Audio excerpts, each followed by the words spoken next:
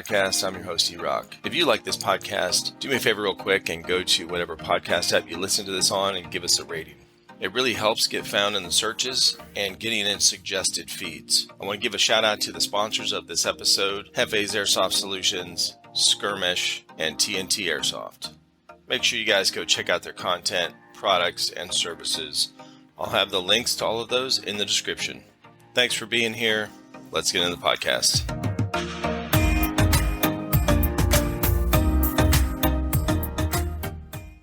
What's up? What's happening, good sir? Long time. Welcome, man. All you guys. Dude, why do you sound all muffled and shit? Who, me? Ryan, I don't know. I'm right here. you're coming in muffled. Maybe it's your shit. There you go. Now I can hear you. No, it's when he leans in. He's probably on the he's probably using the audio from the laptop thing or whatever, bro. Come on now. Yeah. That's like if you're on speakerphone, but you hold your phone like this far away. Jesus Christ, so much shade. You don't fucking know, bro. What are you doing? Oh my God. Game. Go lay down. You already got to go out. Come on, let's go. Hey, look, y'all look awesome, man. Hell yeah. What's up, dude? Hey, What's going on, shout out for the beginning of the night. This guy's birthday, Meanmanchan, our boy Meanmanchan? Chan from the team. It's his birthday. It's your birthday. Meanmanchan. Holy shit. Oh yeah, we're going right to that. Okay. Now. You go lay down. Hey, introduce everybody in the background here. We got Meanmanchan. Who's the guy in the sunglasses back here? This is my son. This is Oni. Yeah. Jesus Christ. So that's Oni. That's Ryan's son. So Okay. in case you can't hear them, because I can't hear, it sounds like I cannot hear them. background, I cannot so hear I'm not them. hearing Yes. All right. Yeah. Bro, Y'all have sit an- down and get closer to the computer, because apparently you back up, it sounds like holy shit. Do you guys have a external mic? I'm Filthy One, dude, or Dave. I do. Hey, it's good to see you, Dave. So, explain your what is this Discord name? This filthy. How do you say this? He's filthy. Filthy. He's just filthy. Yeah, he's just filthy. Filthy Can one. you hear me better? Filthy One, yes, sir. Okay. Filthy How'd you come up with that? And that's a crazy spelling. That's been something I've taken since I was like 16 in video games from way back in the day when we first started getting like gamer tags from the first Call of Duty and shit. Damn, you were filthy back then, Yeah. bro. Yeah. Then I went in the Marine Corps. It changed to like Mother Goose, Oh, shit. Mother Hen, all these other weird shit. Fucking Semper Fi, bitch. Okay. Rah, Semper Fi. Hell yeah. Yeah, I didn't. And then, I didn't have a nickname in the Corps. We all just went by last names, right? And yeah. Very few of us got nicknames. They called me Mother Hen because I always watched over everybody like a psychopath. Oh and they were God. Like, you're fucking always on me, and I'm like, you can't get in trouble, the stupid shit. Well, So bro, you're watching over Marines like a month. Yeah. That's listen. That's an abyss. Okay, you're not gonna succeed. I promise. Well, they were actually afraid of me because I was a hand-to-hand combat coordinator too. So I shit. beat the shit out of people like a crazy person. Right. So, yeah, we were. Now, when you were in, were they teaching the line program still? Because when I was in, they were teaching the hand-to-hand was called the line program. So it was all the line, hand-to-hand stuff, whatever. Okay. Yeah, so I'm a mixture of 3 different programs before I got out. So I was line, Yep. and then it was McMap, and then it's whatever the next Marine Corps martial art was coming in after McMath. Oh, okay. So I was actually a dude who, because I was young and single, no kids, they flew around and I was like, ooh, learn this martial art, come back and beat the shit out of people and then teach a class about it. It was awesome. I did that for 3.5 years and then I got out. Oh, shit. And fucking, like, I did a police academy. I've done all kinds of shit. Right. I've owned businesses.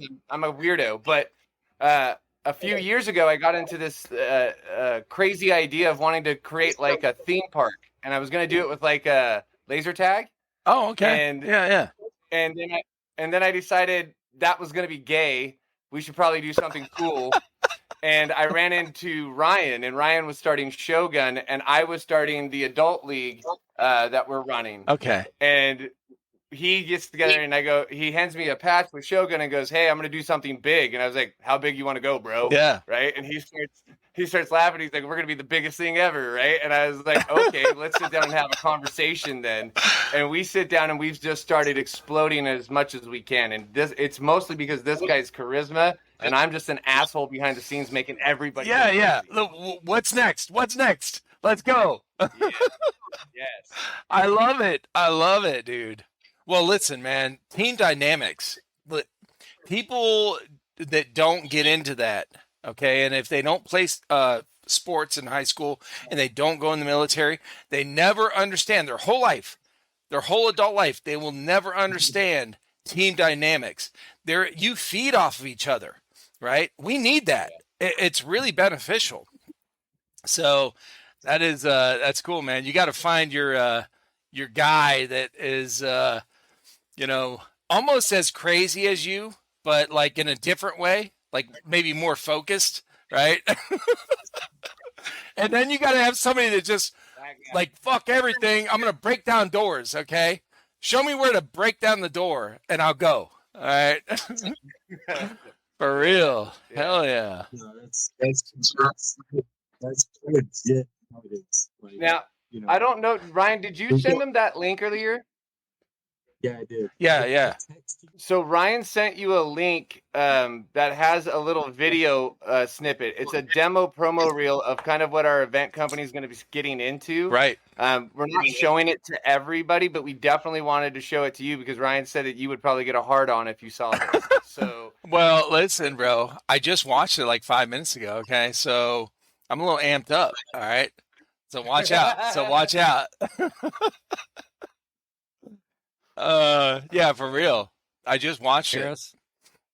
It was Can you intriguing. hear us now? Yes. Okay. All right. See, Yeah. boy knows what the fuck to do. Exactly. I'm retarded now with hold the mic a electronics. little closer to your mouth and not so close to your dick, bro, because you feel like, come on, man. Yeah, we can hear the throbbing, okay? Get out of here. Jesus.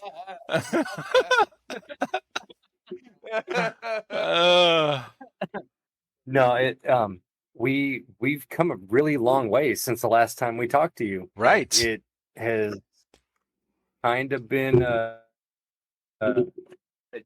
I guess you could say a journey, but like also like a freight train running through everything. Between, David and Tony over here, like we went from like the last time we talked to you, there was only like maybe 15 of us. Right. We're over 50 now. Oh, that's so cool. Well, listen, And- you sent me that message yesterday, and I was blown away because I'm going to tell you right now, I've talked to a shit ton of people throughout the world on this podcast. All of them have wanted to, either be a part of a team, we're a part of a team or started a team. And none of them have had the growth that you've had, except for maybe like Balahack, Airsoft, bigger fields like that. Actually, bigger fields like that. I think he's the only field that's had the growth over the years. He's a very exception to the rule. But you guys, when you sent me that text yesterday with the numbers, I was like, what? Look, this doesn't happen by accident. Okay. So this is very purposeful. You guys have had a very successful type of program that you've set up, whether it's the combination with the dynamic of all your personalities together, okay, creating this vortex of, hey, join us kind of thing, right? Out in Cali, where is almost like a mecca for America for airsoft.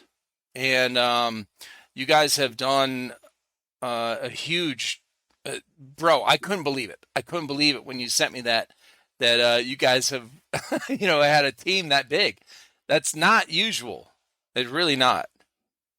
It's not, and it really all boils down to is we've spent the time, kind of building, what do you call it?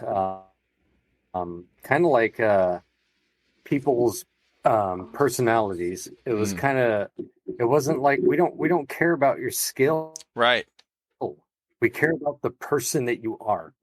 Your skill is going to grow in the team. Absolutely. Period. You're building character.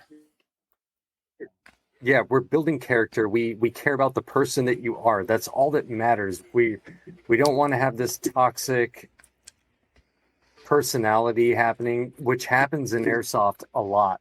Right. And with us, it was like, dude, a lot of us are coming out here to get away on Sunday.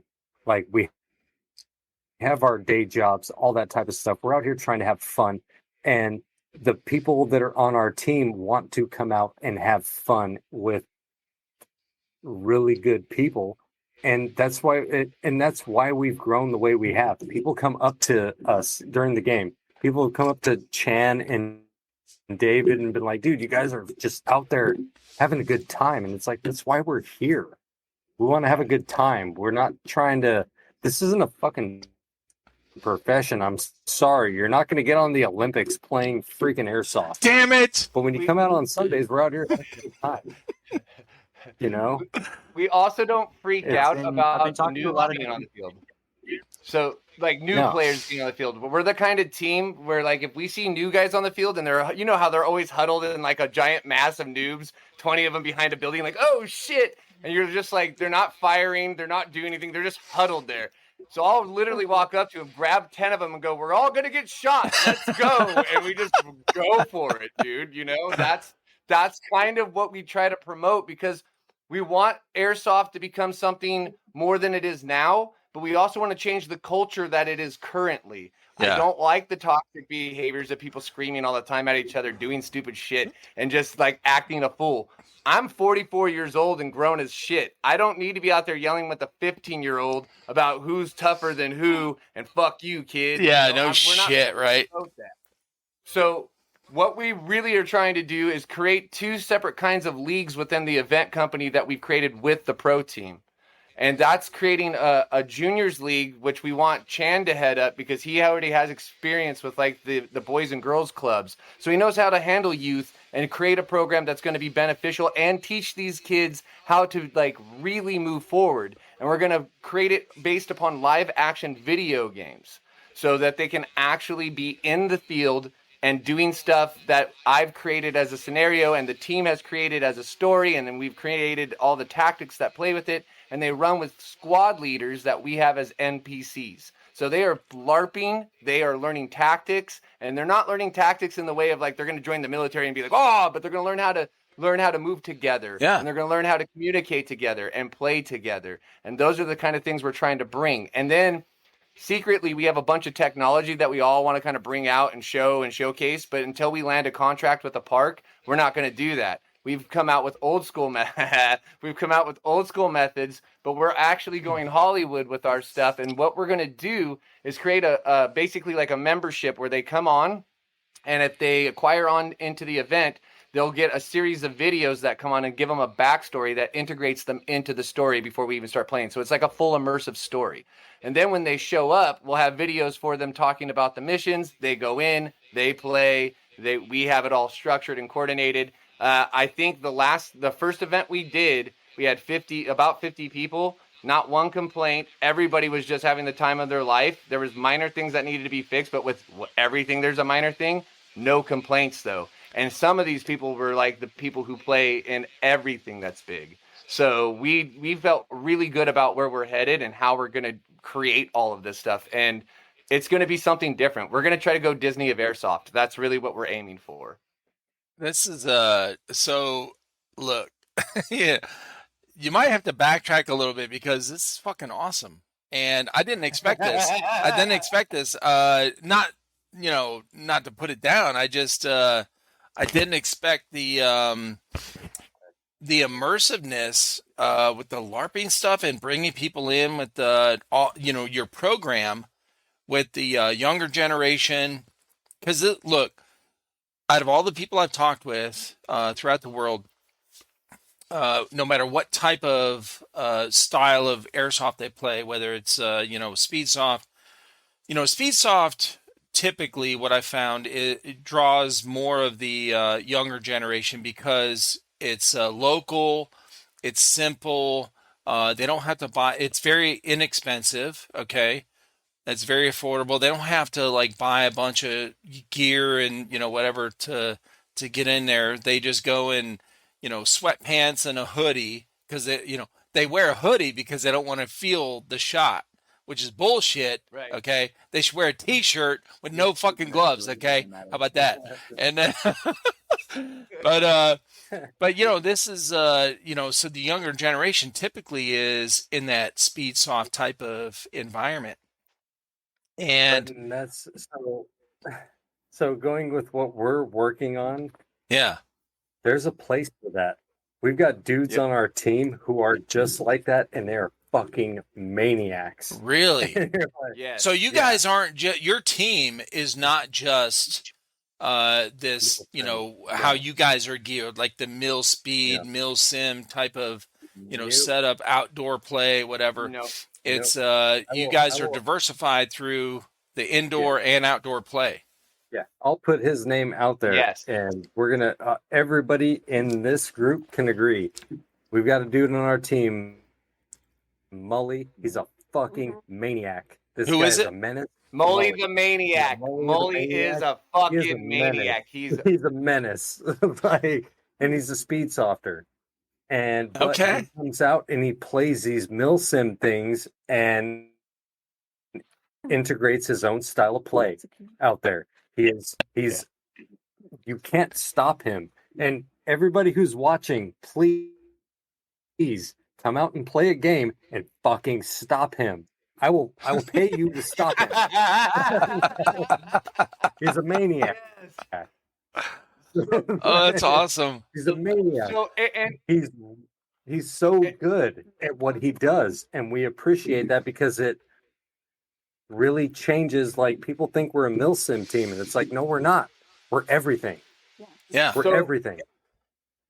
So the way the event company works is that we actually create missions that, like a mil sped team or a sped softer or milsim guys will all benefit in some way or another in the way we do our gameplay. Our gameplay is highly immersive and totally different than I think anything anyone is doing, because honestly, we went around and I played BFLA. I played all the big ones, and I'm not complaining. They're all awesome, but they're mostly all force on force. Whoever has the biggest, baddest gun with those fucking BBs flying down the range is just taking people out. So and honestly, after like 2 hours of those incursions, it gets boring, and people start leaving. That's usually not leaving, but they just get disinterested, right? And so they're not engaging in the combat, and that's the thing I found with all of these milsims is they lack the I guess the objectives to kind of keep them involved and intrigued and mystery and, hey, can we go over here and do this? Not just, hey, how many guys can we kill on this side? Oh, they're all dead. And look, the couple of milsims I've been to, the walk back to spawn is a fucking nightmare for these guys because they're not in great shape. Okay. They go out there and they're playing for a couple hours and now they have to walk a football field back to spawn. Right. They're like, Yeah. fuck this shit. I'm going to take my time. So So it kind of creates that kind of, all right, well, maybe I'll just wait, we eliminated spawn. Spawn Okay. doesn't exist in our event What? systems at all. Oh, shit. So we have a medic system. And we use the medic system based upon the NPCs, and the NPCs are also referees. They are with your squad, reffing clean shots, calling things, and patching you in and patching you out. Our very, very first mission, you didn't even get to play with guns or ammo. You were running around collecting shit, trying to get currency to unlock your ammo, unlock lives, unlock defenses, unlock other things. So Okay. we really pushed the envelope on it. And then we put 2 hostile characters in a place and another 2 hostile characters. 4 grenades are on the field.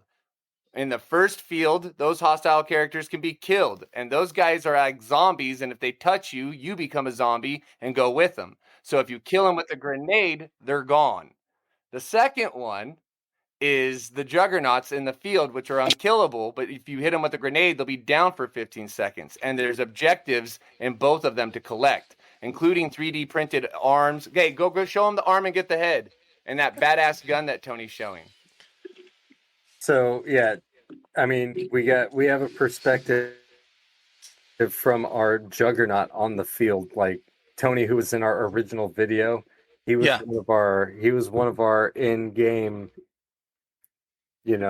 bad boys during the first round. And when people came off the field, they're like, "Holy shit, dude!" Like we thought going and collecting stuff would be boring. But when you get rushed into an area with a guy who's shooting you in the ass, it's totally different. That's awesome, man. Because like when I was walking around and stuff, they told me not to like go crazy about it, and I wouldn't shoot anybody, but I would chase them all over the place. I would just run after them and chase them, and it's just so funny to watch people scurry like animals. Well, let's give some backstory on this because so I had you guys on Shogun. You're in SoCal, right? You're in Southern California, and I had you guys on the podcast sometime in the last 7 months, 6 months, right? It was a long time ago, and you guys were a very small team, right? Pretty much just starting out, I think, when I had you guys on. And so you, when you messaged me the other day, you said you had just hosted your first private event. And this is what you're talking about now, right? Yeah. Yes. Yeah. Okay.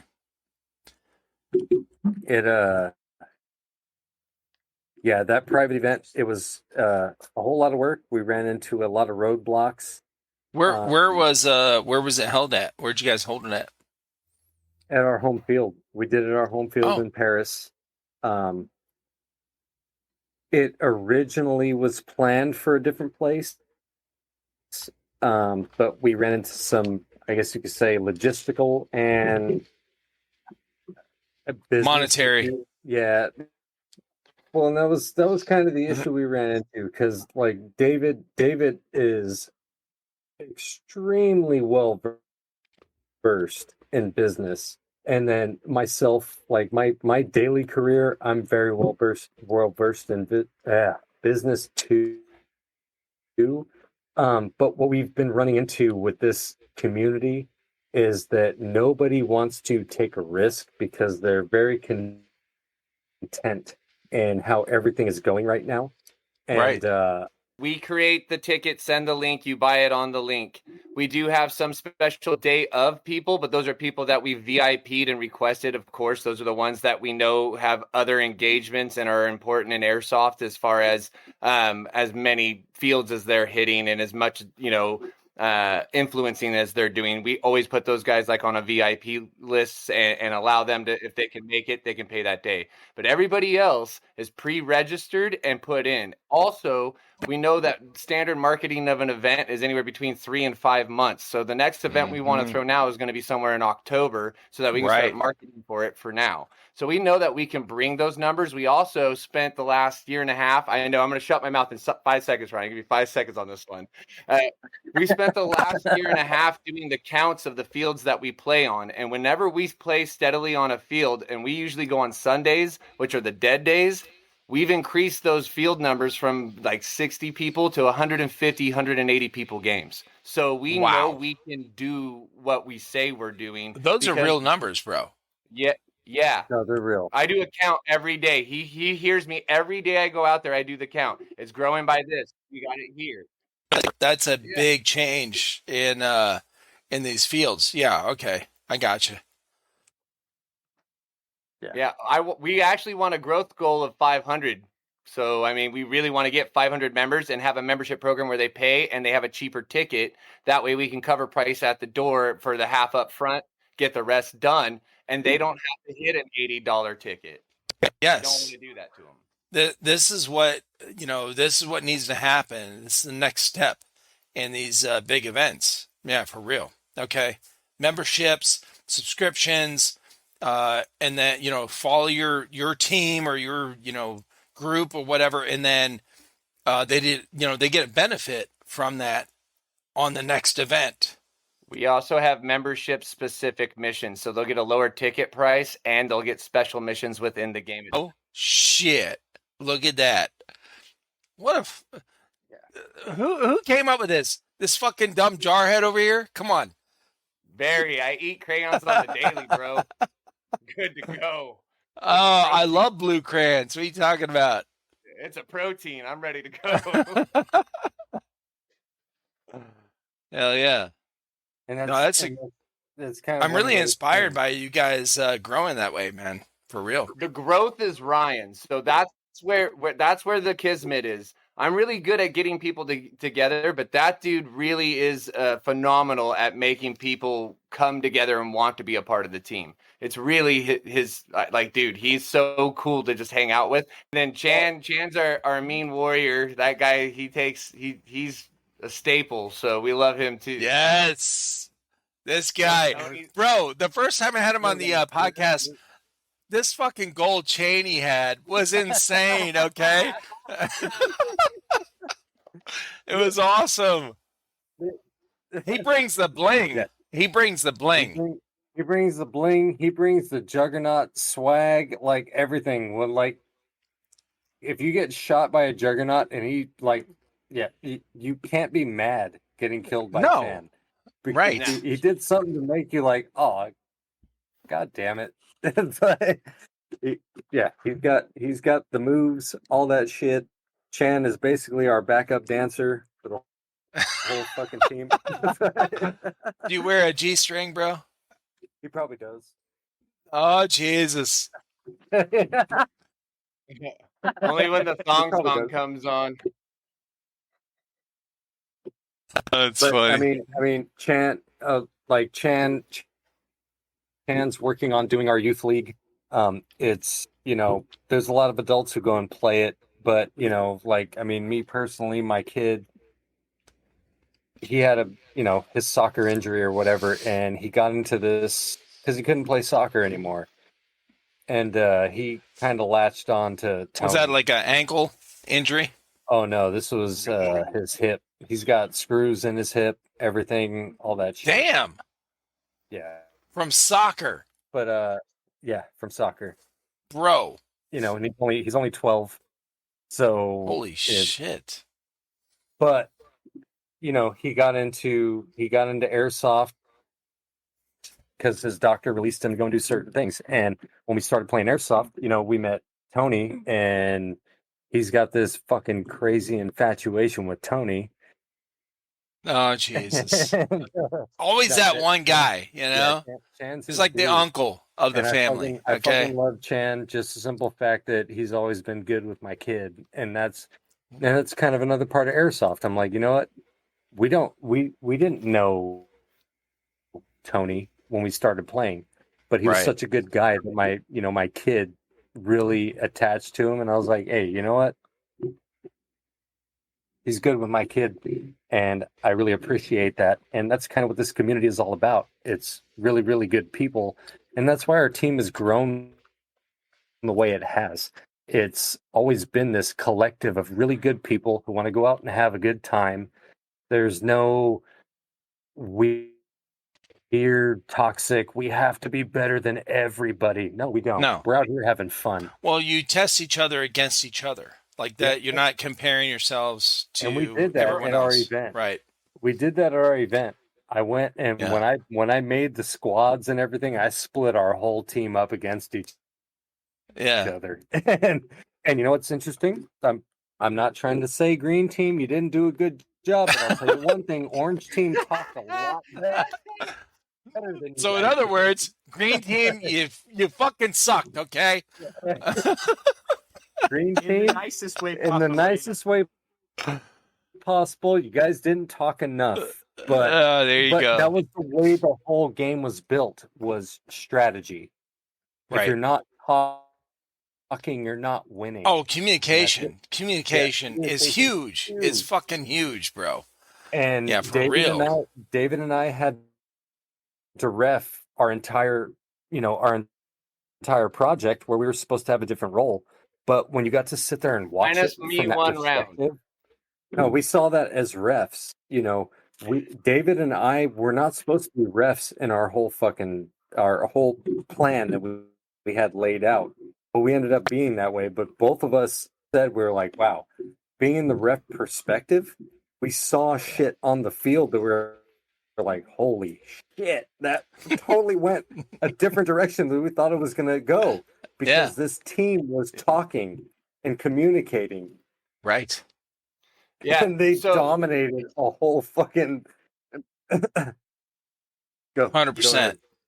Yeah, what we got to notice on the field, not just as refs, but just as the entire event went on, was we had a bleed out and a one and done system. So like on the first one, no rounds and you're scavenging. You get hit by the first one and become a zombie. You're following the zombie as a zombie for the rest of the game. You get killed by the second Juggernaut antagonist, and you're out for the entire game. And they had 20 minutes to collect just enough for each team to unlock what they needed, and somebody to be able to unlock a couple special things. And unfortunately, Orange team had a very good strategy, and Green team waited till the day of to really start strategizing. And I had warned them. I warned them all. You better start doing it now, right? And then we saw how it played out, which it played out exactly kind of how we thought it would. It wasn't a total ass kicking though, bro. Get it straight. That was only a 4-2 loss, so it happens. It happens. But they won 2 rounds, so yeah. give them some dues, right? No, I give them credit. They did. All They right. came back. They finally started talking and they came back. That was where the key was, right there. They finally started talking and they came back. And the fact is that the guys that are on our staff, these dudes have never been squad leaders before. They've never actually worked in an environment like that. They've had, a regular team they played with. But to be somebody who's like a non-playable character trying to lead a squad and act as if you're playing out the entire thing was almost impossible for the first time. So we just kind of wanted to let them run with the squads, learn how to guide a squad and work together or fail miserably. It was going to be one or the other. And how did everyone do? Overall, they did fantastic because the gameplay was that everybody who was a player, how much fun did everybody have? All the feedback we got, Ryan, was nothing but positive. There was maybe one change that we had already said we wanted to make. And then we were like, oh, okay, I think we're good. One complaint out of an entire event is like phenomenal, right? Yeah, it is. For real. It was only the medic system. They were just like, oh, this could have been better, but everything else, like everybody else came off the field like, what the fuck? That was so different. Like, holy shit. Like, the team deathmatch thing didn't matter anymore. Yeah. It was gain points for your team. It was do something strategic for your team. So they because of how you set it up, they had this they had this kind of idea in their head that, you know, this is a team event and the things that I do affect the team and we want to get points for the team or whatever, you know, that kind of thing. Is that okay? Yeah. No, that was 100%. Yeah. It was Yeah, and then everything you do in round one affects the rest of the day. we had five squad members, and they weren't allowed to buy more than 6 lives per squad, meaning they were limited to how many deaths they could have per match. And our matches run anywhere between about 15 to 25 minutes or so per game. Okay. And how many people were in a squad? 5, and then a squad leader. So had one death or one revive or whatever it's called, you know, respawn for each person. Pretty much, Well, yeah. You didn't, and that was kind of dependent on the squad leader, because you know who is going to be your critical players while you're out there. So you might actually spend more revives on somebody else that you know is going to tip the balance on your team. Oh, so the revives that you bought were individual. They're not individual. They're Specific for each person, because when I was using them, I found that I had to use a lot more on specific people, and then some people I didn't have to use them at all because they just never died. Oh, so the revives were based on using the revives were based on the decision of the squad leader. Okay. Yeah, it was very correct, strategic based. Right. So if you have you know, I'm not trying to down anybody, but whatever. So if you have a squad of, let's say, you know, a fire team in the military is 5 people. If you have 5 people on a fire team, and the shittiest motherfucker out there, okay, like the worst player, you know, he's always getting shot, okay. You're not going to waste your revives on him because you know he's going to fucking waste it, okay? So you won't revive this dumbass, all right? The second or third time. Or what we might do, I mean, we might let him bleed out, but most likely because we're also an event company, we're going to make them a better player. We're going to teach them how to be a better player by making them stay in the squad. And when they're in the squad and not running off on their own, because there's a bleed out time. If you get too far away from your squad leader and he can't revive you in time, bink, you're off the field. Oh, yeah. So you got revives as well. Yeah. Yeah, that helps. Right. And that's where we tried to push the strategy aspect of everything, because everybody in Airsoft is really accustomed to the team deathmatch, and we've all played it. You know, we've all played it. Thanks, Call of Duty. Okay. Endless lives. Okay. Oh, Lord Jesus. And that's where. Yeah, and that's where, like, my concern, like, I have a fucking very high level of anxiety. And when we ran round 1 where it was the scavenger, I was like, fucking people are going to hate this. And then when they came off the field and they're like, Jesus Christ, that was so fucking different. What the hell? And I'm like, wow, I thought you guys are going to hate that. And you fucking loved it. Like, you loved the fact that you had to be strategic. You had to be sneaky. You had to do all this other stuff to advance your team throughout the rest of the day, because round 1 dictated what was going to happen for the rest of the day. And I was like, wow, we did something right. I was so worried it wasn't going to work, and it did. I mean, listen, bro, that's a very common feeling for every business owner that's ever tried, or anyone that's ever tried anything risky, to incorporate other people into their idea, right? It's a very, very common thing. Like I don't know if everyone's going to kind of accept this idea, right? And sometimes it works, sometimes it doesn't. And, you know, it seems like you all had a good turnout. Well, I think that's where how we succeeded is we have great people who are on board with it. You guys have been doing amazing. So this event is definitely a testament to what you guys have been promoting to your team leaders and everybody else. But you got some good people, man. You got some good people. Listen, you don't have to know everything. You just have to know people that know these certain things that draw, that know how to do this stuff. And you guys have been experts at that, obviously, over the last few months that I've talked with you, to grow from 15 to 50. Okay, for real. We're not going to stop either. So we literally closed down like recruiting how many months ago? 4 months ago or something. We haven't recruited in 4 months. So we're going to open recruiting up again. I know, horrible we are. But we had to get through this fucking event first. We had to get through the event first. And now we're going to start opening back up. We have a really good plan to do that. But what we really want to do is change Airsoft and how it's played as its entirety. We want to blow the doors off and bring technology. And so explain that because Airsoft's been around for a long time. Okay.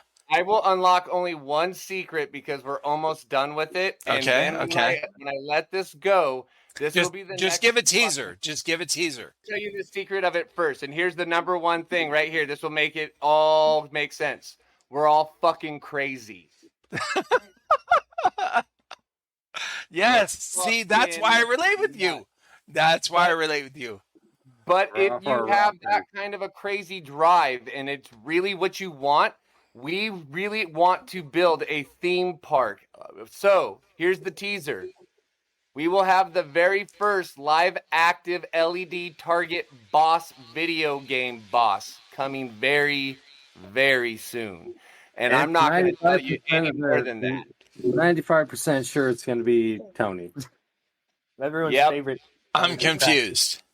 Everybody's favorite is going to be Tony. So I've got technology that I bought from the UK that has these steel reactive targets that have different video gameplay.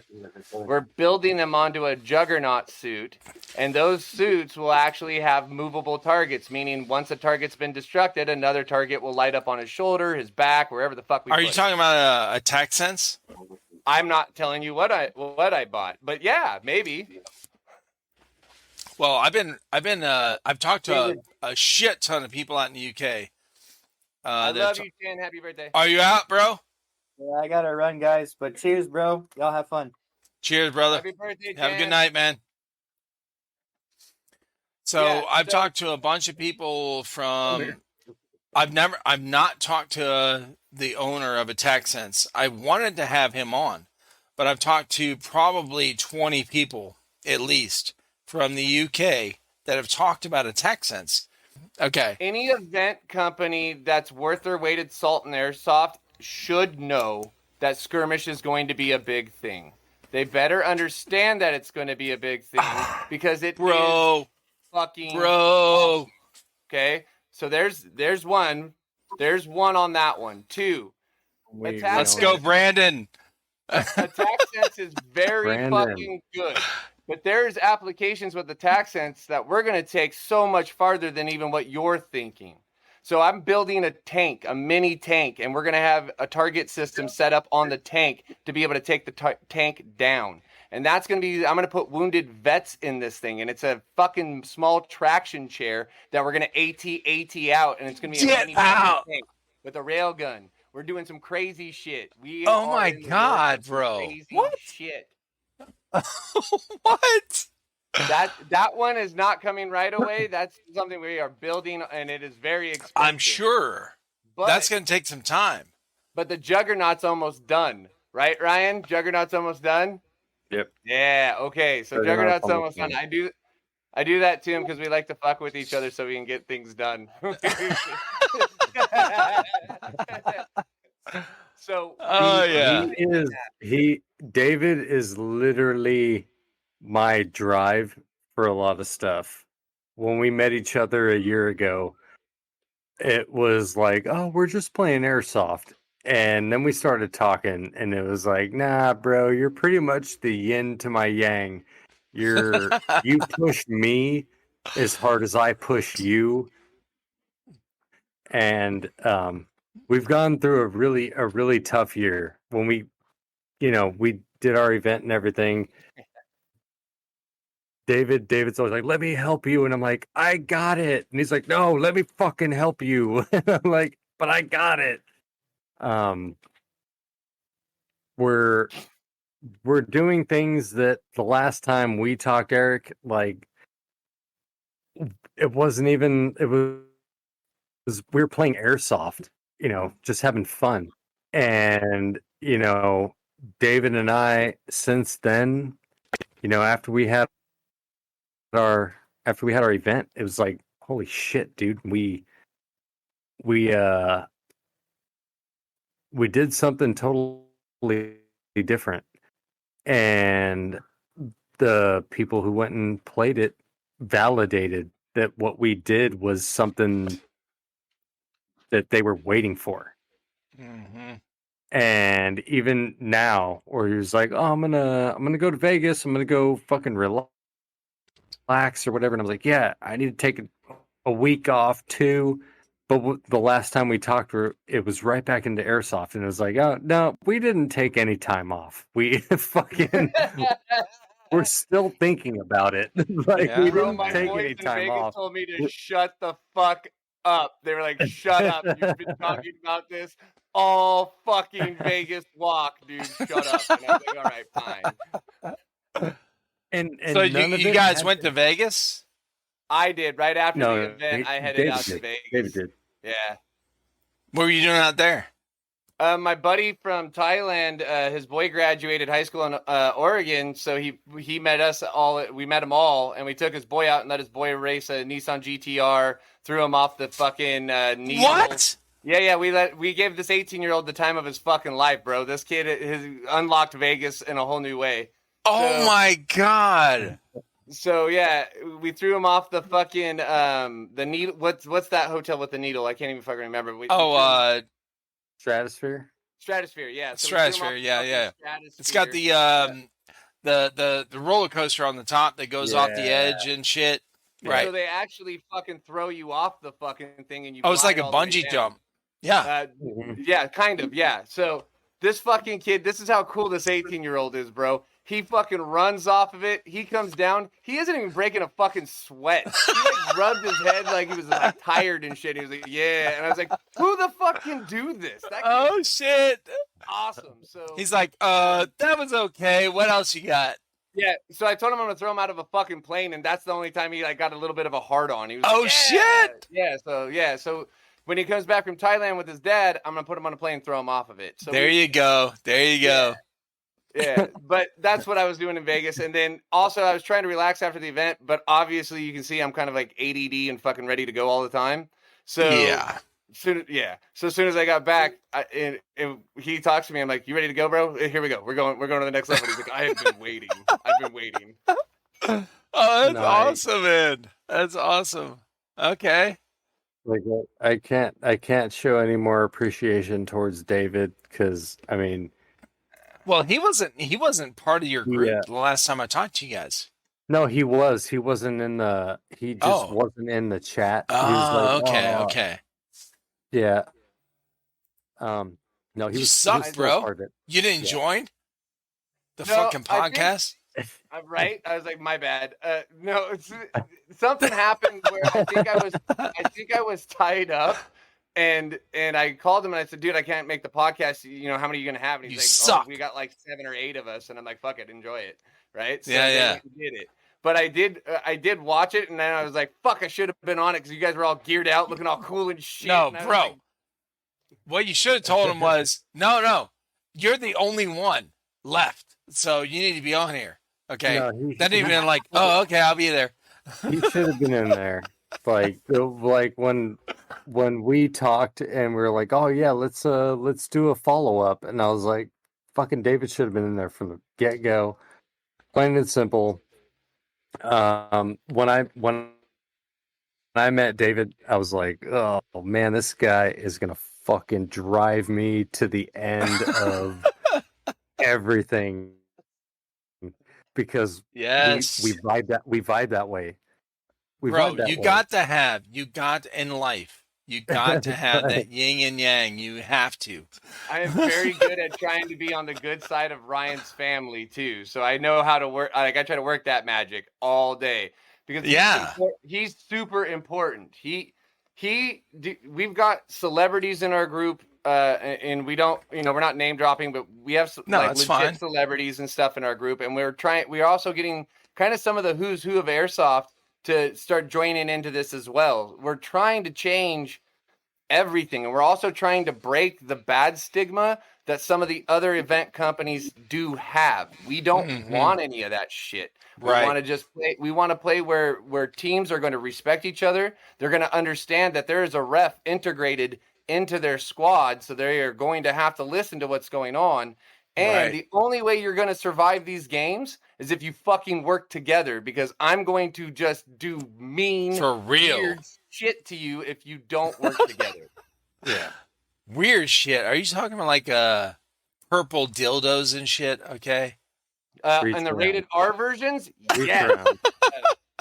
Under It's gonna be 18, reach around. absolutely no. It's going to be a Barney. The running reach around the arounds. place. Oh There's shit. gonna be reach arounds that are gonna really ruin your night. Oh Lord. Bro, don't threaten me with a good time. I am. Hey. Right. But that's what we tried to push. And when we had our event, and everybody who came off the field, that was just like, "What the fuck?" It was like, "Wow, all right." So all that bullshit that we went through for the last however many months, Yeah. the people who went and played it were excited. Yeah. And that's all that mattered. Like I didn't give a shit. We had to completely change the way our whole freaking game was set up 2 days before it happened, to where David and I are running refs. We weren't supposed to be refs, but from that perspective, we're just like, holy shit, dude, we had a whole different perspective on the way the game was played. And it changed everything. It was like, dude, I was so happy seeing everybody like, what the fuck? This was out of control. What the hell? And I was like, dude, I didn't even care that I didn't play. It was seeing everybody like, whoa, that happened. And it was awesome. The feedback was awesome. The feedback was what made it. And the event company is officially launched. We'll be full in character garb so that when we're done playing, somebody else can step into that role. So we will have long going characters going on and in character. We won't be fucking around with like, hi, I'm David. It's not going to be that. So when we show up and we're ready to go, it's helmets on until we're in a secure area to get helmets off. And Right. people just will not, like, we're trying to step up everything that we have going on. High-end Hollywood meets fucking LARP, meets fucking airsoft, meets everything, and just combine it together, but keep it with strict guidelines so that people enjoy the gameplay.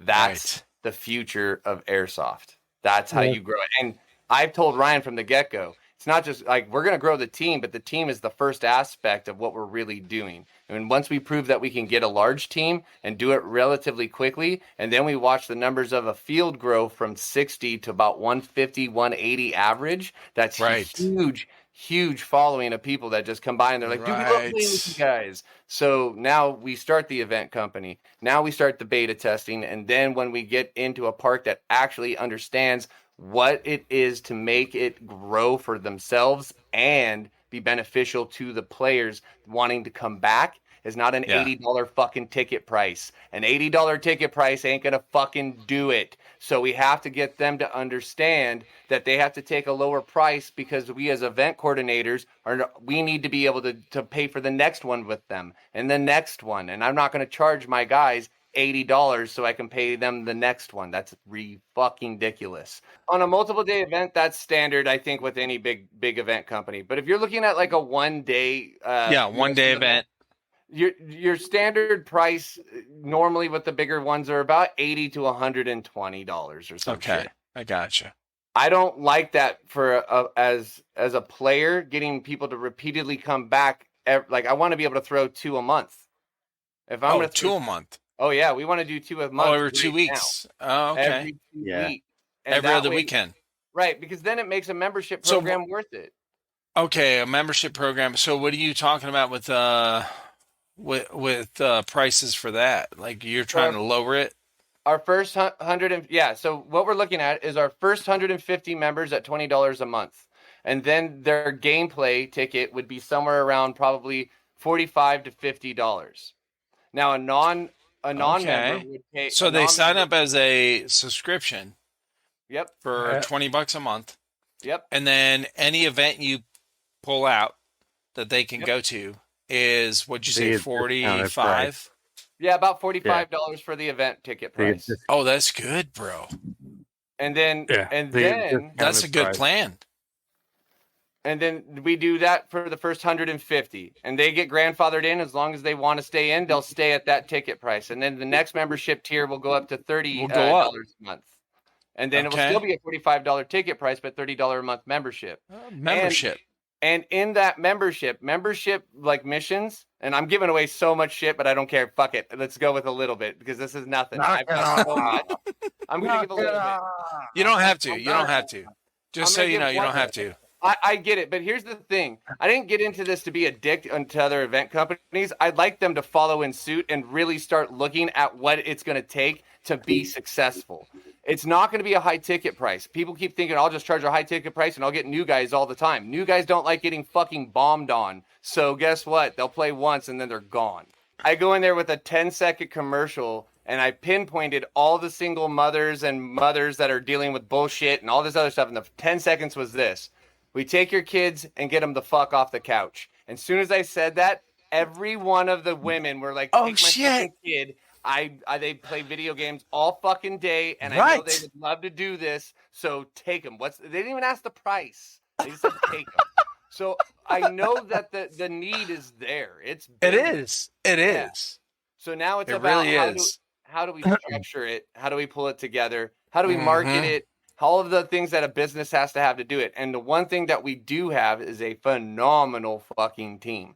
Guys, every guy on our team understands when they come on. We have core list of rules. If you look at our setup outside, we have a damn Shogun tent up there with our freaking team flyer and our team roster of rules. When you come to us, you understand what those rules are and before you even play with us. And it's all about having that team spirit of positivity, happiness, all the shit you have to have, and being a good supportive player for Airsoft, a representative of Airsoft, right? And that's how we expect people. And we'll tell them, you fuck up, we'll pull the patch.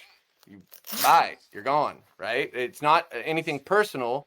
It's about knowing that in order to keep a tight ship and keep it growing, you got to get rid of bad fucking behavior. And if they can't solve bad behavior, we have to take those steps to solve it. Well, that's a good point you bring up. With somebody this is who did not meet our expectations of behavior, and it was like, hey, it's not that we don't like you, it's you do not meet our core values. I'm sorry. So is there do you guys have, as a team, do you guys have a list of core values? And so we have a banner that has 10 core values on it. Okay. And if you do not meet those expectations, I'm sorry, you don't fit what we as a team represent. And that's it. Yeah, we break out the full Shogun tent, pull up a 7-foot scroll banner that has the 10 rules on it, and it looks like a Japanese scroll right on there. Then we also have our team banner, and we make everybody take pictures with us over there so that they understand. They've seen the core values. You've seen them. Yeah. You've looked at them. You know them. We tell you them all the time. Because so what would be a blatant kind of conflict with what you guys, your core values? Fight out on the field. Start a fight out on the field. Be that guy to start a fight and just not walk away. And we got an issue. We'll talk to you a couple times about. So how do you define a fight? So like, let's say an argument starts on the field. So we like to be a little strict when somebody says they shot you on our side and you didn't shoot you and you have that disagreement. You can have the disagreement, but rather than sit there and ruin the rest of the fucking day, just turn around and walk. Turn around and walk. Take the walk. I do it. I fucking will tell them, you didn't shoot me. I'm gonna take the walk, but you didn't shoot me, and I take the walk. And I leave it at that. If they mouth off, David's probably been shot by fucking 100 people that he walked off the field for. It's kind of one of those things where it's just like, dude, you know what? Is it worth the argument? we embedded an NPC in those squads for that very reason. We want to squash that bullshit. Yeah, bro, for real. And I think one of the things that works like this is by doing this, having an NPC in there telling them like, oh, you got hit, go down, right? It's going to add to the gameplay for them so that they understand and they start calling their hits and they start wanting to be a part of that. And it's going to encourage actual skill levels versus the bullshit. Because I will tell you, I hate it when I'm in a CQB kind of situation. I'm smashing people, and the dude who comes around at a 45 and you know you hit him from 3 feet away turns and unloads on you, and you're just like, what the fuck just happened? What? Right. What That's world real did shit. Yeah. In what world did I not hit you from 3 feet away in the face, and then you unload? No, bro, you missed. What? Okay, fine. So we're going to eliminate that shit, and we're working diligently to do so. It's going to be a long fight because I think the biggest thing that we're dealing with now is young ego versus actual, like, I want the skill level. We all want the badge, but we don't want to earn it kind of deal. You know what I'm saying? So Sure. So we're trying to squash that behavior, and we've got some young dudes like his son's a little murker, dude. I love it because he's learning the skills. He's taking the time to get better. He's got a great personality on him, even though I don't tell him that. I fuck with him all day. But he's got a great personality, and he's going to go far in this sport because of it. So, like, there's Marine, and you're telling somebody, oh, good job. You're so good at what you do. I'll be like, what the fuck? no, he comes up and says something. This is the end of part 1. Stay tuned for the next episode where we finish up this podcast.